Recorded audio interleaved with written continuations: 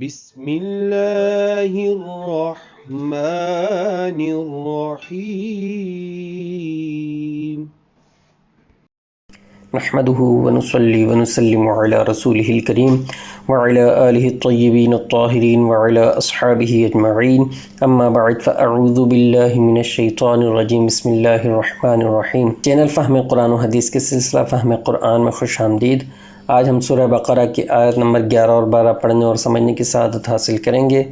دعا ہے رب کریم عمل کی بھی توفیق عطا فرمائے، آمین۔ وَإِذَا قِيلَ لَهُمْ لَا تُفْسِدُوا فِي الْأَرْضِ قَالُوا إِنَّمَا نَحْنُ مُصْلِحُونَ، اور جب ان سے کہا جائے کہ زمین میں فساد نہ کرو تو کہتے ہیں ہم تو اصلاح کرنے والے ہیں۔ اس سے پہلی آیات مبارکہ میں بتایا گیا کہ منافقین کی بیماری انتہا کو پہنچ چکی ہے، اور اب اس آیت مبارکہ میں بتایا جا رہا ہے کہ ان منافقین کی بیماری اس حد تک بڑھ چکی ہے کہ وہ اچھے برے کی بھی تمیز نہیں کر سکتے، کیونکہ جب ان سے کہا جاتا ہے کہ باطن میں کفر رکھ کر اور صحیح ایمان نہ لانے میں پس و پیش کر کے زمین میں فساد نہ پھیلاؤ تو وہ جواب دیتے ہیں کہ ہم فساد نہیں پھیلاتے بلکہ ہمارا مقصد تو صرف اصلاح کرنا ہے۔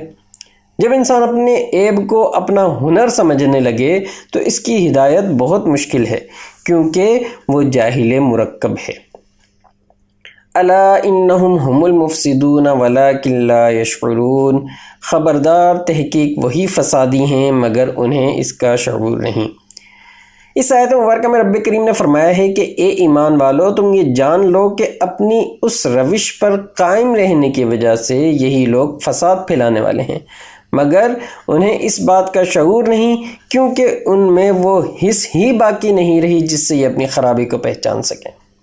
منافقین کے اس طرز عمل سے یہ بھی واضح ہو گیا کہ عام فسادیوں سے بڑھ کر فسادی وہ لوگ ہیں جو فساد پھیلائیں اور پھر اسے اصلاح کا نام دیں۔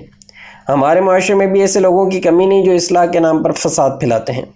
دعائے رب کریم ہمیں ایسے لوگوں سے محفوظ فرمائے اور نیک و صالح لوگوں کی صحبت عطا فرمائے، آمین۔ زندگی نے وفا کی تو اگلی ویڈیو میں پھر ملاقات ہوگی، اس وقت تک کے لیے اللہ حافظ۔ السلام علیکم ورحمۃ اللہ وبرکاتہ۔